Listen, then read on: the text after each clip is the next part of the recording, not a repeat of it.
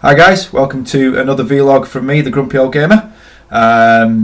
This time round I'm going to start off by having a quick look at what I've been up to recently and who I've been speaking to. And also then I'm going to move on to a bit of a hot topic at the moment, roster changes and people moving teams. Seems to be going on quite a lot, so we'll have a quick chat about that. First of all, what's been going on? Got a really good response on the blog this last week to the interview and article I did with Oli Sellors, Prof Acid, about the return of Prophecy.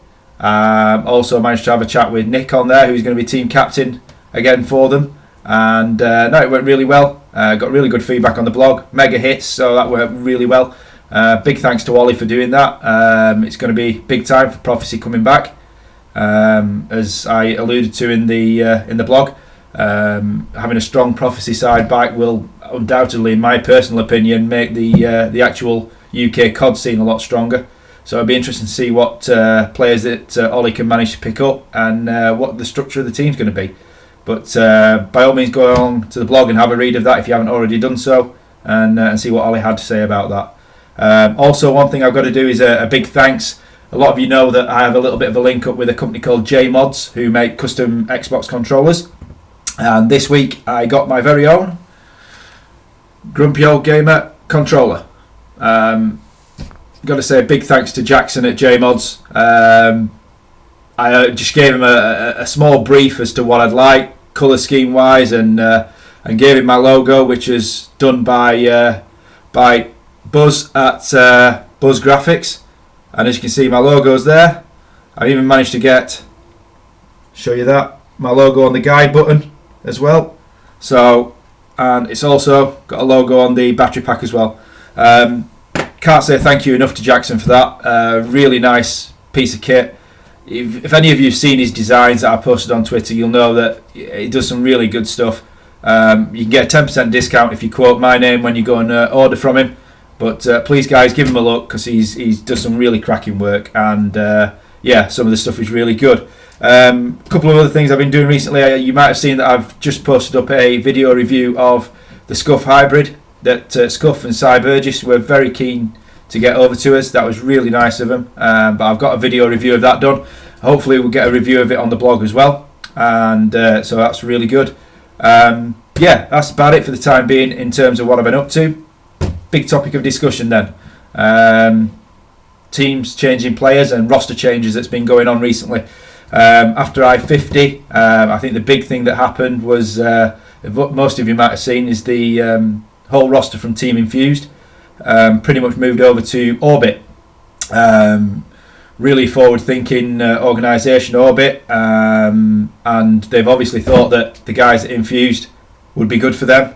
To be fair, Infused have been playing really well across some of the events that they've been taking part in, back end of Black Ops and now into Ghosts. So as far as teamwork and keeping a team together in terms of cohesion and coordination, moving a team en masse, I guess is a sensible thing to do. I'm pretty sure Infused might not see it that way. You know, you can draw your own opinion from that. I have mine. Maybe I'm not going to reveal it here. But, you know, from a point of view of keeping the team together, I guess it's a sensible thing.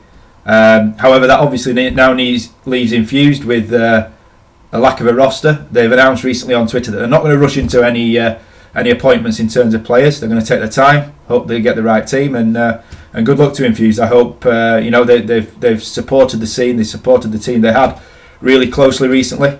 So I guess they deserve to get the right guys in, and hopefully for them it'll give them a new direction and hopefully a strong direction. So good luck to Infuse and good luck to Orbit and the guys who have gone to Orbit. So good luck to everybody from that point of view. Obviously there's also, as I've just mentioned, Prophecy. They have one in Nick. They've also obviously got 3 places to fill, and knowing Oli as we all do, he won't want to fill those with nobodies. He'll want strong players who can form a good group, good unit, and hopefully he'll get those guys in. I know he's keen to take his time as well. There's quite a while before the next event. It's going to be early next year, so there's plenty of times for these guys to have a look around. Plenty of time for players themselves to make themselves available. So that's going to be an interesting one. And it's not just happening here in the UK. obviously this last week we heard that Killer was leaving Unite and joining back up with his mate Parasite over at Curse. Again, I spoke to Chris at Curse. That seems like that's pretty much a done deal now. So yeah, I mean, that's again from the point of view of keeping players together that know each other, that work well together. I've said on previous blogs and posts on 360 Icons about teams that don't seem to have any team cohesion, or the teamwork seems to have been lost, or they're a little bit too individualistic. As with most team sports, if you have good teamwork, you have good communication, you have good cooperation within the team, that's going to work. And so to get players who work well together on a team makes perfect sense. So you can really see why organisations and players are moving in the direction they are doing. So again, it'll be interesting to see how United react to that. I believe Stainville, who left, is now gone to Unite. So there's a lot of swapping and changing going around. So it's going to be interesting to see if anything else happens, where it happens, who it happens to, and what they're thinking about a lot of any prospective changes will be. Because there really has to be some forethought behind it in terms of is it going to work for the player, is it going to work for the organisation, and what's the impact moving forward. So yeah, interesting times ahead on roster changes and organisations moving forward. Last thing I want to mention is, as of this evening, we're on Monday, we see the launch of the Gfinity Pro COD League. The first group matches were announced on Gfinity's Twitter this week. Some good lineups, some good matchups. I've said previously, this could be the next big thing for the UK COD scene and the esports scene, to rival what the US have got with MLG. We needed it. I personally believe we needed it.